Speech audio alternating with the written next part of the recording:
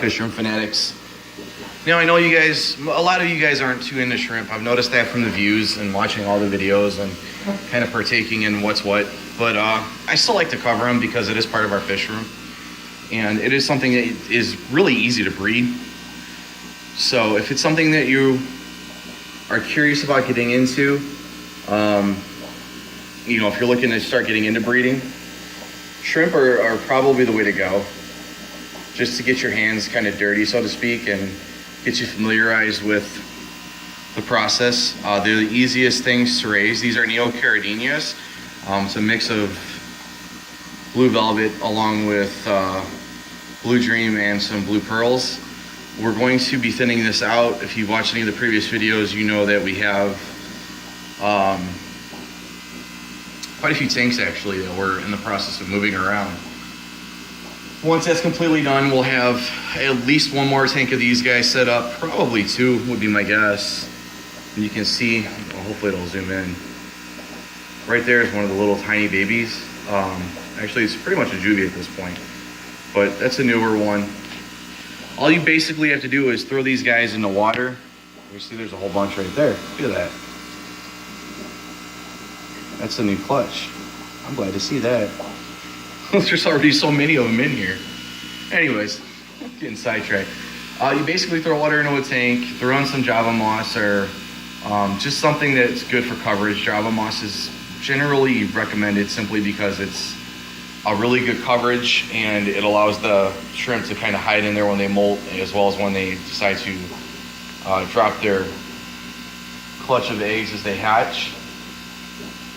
Let the tank sit for 2 months, roughly. Let it completely 100% cycle, establish a little bit of Bactin on it. Leave the light on a little bit more often than not to try to get a little bit of algae into it for some grazing food. And then throw your Neocaridinias in if you're doing hard water, or your Caridinias in if you're doing soft water, and then just feed them. That's it. Water change once a month, maybe. Once every 2 months is perfectly fine too. Normally, we don't even really do a water change technically. We just kind of, well, we do a little bit of water change. We'll suck a little bit of water out and then we add water to it. Because we don't ever really fill the tank all the way up. But, I mean, you can see just in this shot right now, there's, on this thing, there's another one that's right there crawling. It's really difficult to see. Well, there's another little one too. There's two of them there. So somebody dropped another batch of eggs. I know there were 2 buried females in here at one point, but I wasn't sure what happened to them or where they went. Looks like they had their clutch.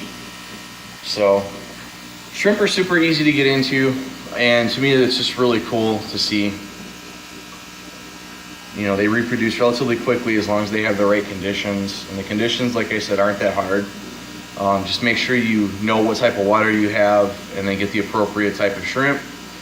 Let it sit for a while to develop some Bactin and some bacterias and some algae and things that the babes can eat on and kind of graze on, and you're good to go. So yeah, they don't take very long to grow up at all, and we started off with I think 20 of these guys, and we probably lost 5 of them out of those 20, and we're probably close to 100 or so, if not more, in here at this moment. I don't know if there's any back in this corner or not. I think there is, I just can't tell, but there's a ton hiding in this mat. There's a ton hiding in the Java moss here. There's a ton hiding up in this water wisteria, you know, and I'll give you an overshot view of these guys and block out the light.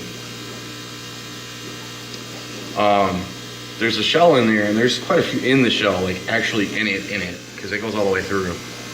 This light is terrible, I'm sorry guys. But there's a lot of them in there too. So, and you can see we have ram's horns in here too to help out balancing everything out in here. They don't eat the eggs because shrimp don't lay eggs. They carry them in their stomach, and as they hatch, the mom drops the newborn fry out, so there's no eggs for them to eat. And then we also have some Celestial Pearl Danios in here. The batch that we had, at one point we had 10. We had 6 that were doing really, really well, had dropped eggs, whole 9 yards, and we were getting ready to start breeding them. We picked up some more from an auction, I honestly think that they were sick. We had them quarantined for a little while. We stuck them in this tank because shrimp and fish do not carry the same diseases, so they can't transfer diseases from one another. We had them sitting in for about 2 weeks, and then we tossed them in with the other 6, hoping to get some more groups out of them and get ready to start breeding them a little bit faster, and we lost the whole tank. So the two Celestial Pearl Danios that are in here are from eggs that had been dropped from the group we picked up at the auction. So these were fry, and they were raised completely up from fry.